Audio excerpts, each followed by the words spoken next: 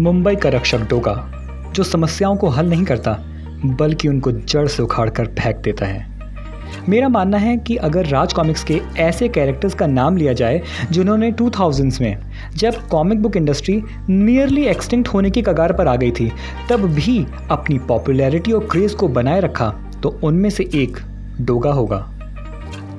डोगा की story line हमेशा ही इतनी स्ट्रांग रही कि उसकी कॉमिक बुक्स की डिमांड कभी ख़त्म ही नहीं हो पाई। अपनी पहली कॉमिक बुक कर्फ्यू से ही डोगा को वो पॉपुलैरिटी मिली जो आज तक कायम है। इसकी पॉपुलैरिटी का क्रेडिट जाता है तरुण कुमार वाही, संजय गुप्ता और मनु जी को, जिन्होंने डोगा को एक डार्क और रियलिस्टिक कैरेक्टर के रूप में बनाया। डोगा की ओरिजिन स्टोरी देखी जाए, जिस तरह के जीवन में उसके हालात हुए, जिस तरह के एनवायरनमेंट में वो बड़ा हुआ, ये सभी 90s के पॉपुलर मूवी कॉन्सेप्ट से कम्प्लीटली मेल खाता है। ना तो उसे एक अच्छे माता पिता की परवरिश मिली और ना ही उसका जीवन किसी आम बच्चे के जैसा गुजरा। वो जो कुछ भी कर सका और खुद जो बना, वो उसके कठिन और बेहद मुश्किल जीवन की वजह से ही अस्तित्व में आ पाया। तो आइए शुरू करते हैं इस नए टॉपिक को कि क्यों डोगा और उसकी स्टोरी को बड़े पर्दे या OTT प्लेटफॉर्म पे दिखाया जाना चाहिए।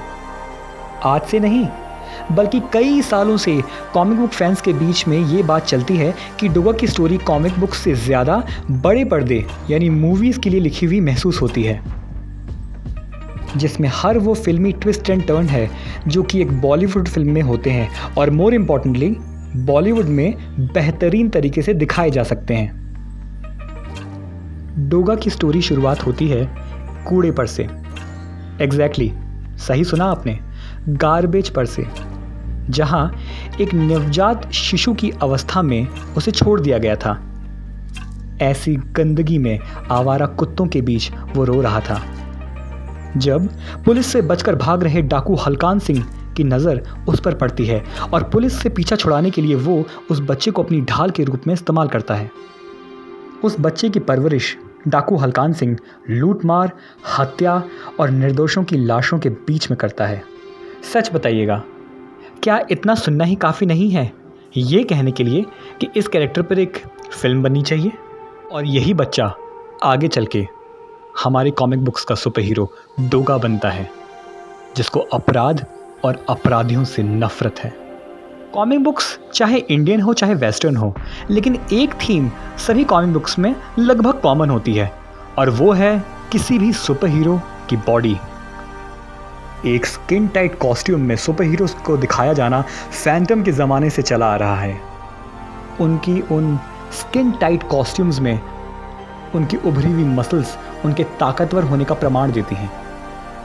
जहां एक तरफ हम लोग ये बहस करते हैं कि कौन सा हीरो और उसकी कॉमिक बुक्स कितनी लॉजिकल हैं, वहीं दूसरी तरफ इस बात को यूजुअली इग्नोर कर दिया जाता है कि इतनी हैवी मसल्स और इतनी हैवी बॉडी को ये सुपर हीरोज़ मेंटेन कैसे करते हैं, फिर चाहे वो बैटमैन हो या सुपर कमांडो ध्रुव। इस बात को यूजुअली इग्नोर कर दिया जाता है और मैं समझ भी सकता हूँ कि इसे इग्नोर कर देना ठीक भी है, लेकिन मैं यहाँ मेंशन करना चाहूँगा कि डोगा ही एकमात्र ऐसा सुपर हीरो है, एटलीस्ट राज कॉमिक्स में एक ऐसा एकमात्र सुपर हीरो है जिसकी इतनी बॉडी के पीछे एक लॉजिकल एक्सप्लेनेशन है, और वो है उसका प्रोफेशनल बॉडी बिल्डर होना।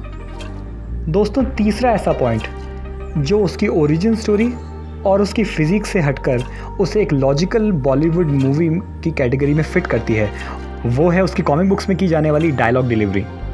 आप डोगा की किसी भी कॉमिक बुक्स को उठा के पढ़ लीजिए, डोगा, अदरक चाचा, इंस्पेक्टर चीता या किसी भी किरदार के द्वारा की जाने वाली डायलॉग डिलीवरी डोगा की कॉमिक बुक्स की स्पेशलिटी होती है।